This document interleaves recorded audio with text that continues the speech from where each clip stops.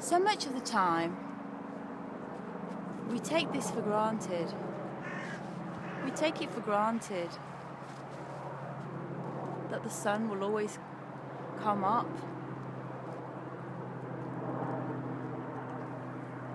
that the trees will always be there,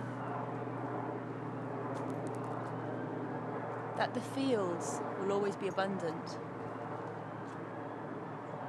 that the grass will always be green, that the air will always be warm. We take all this for granted. And yet, on these sunny, warm days,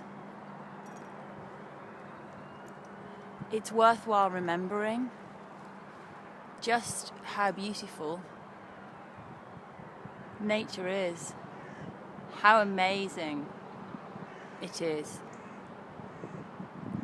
and how abundant it is.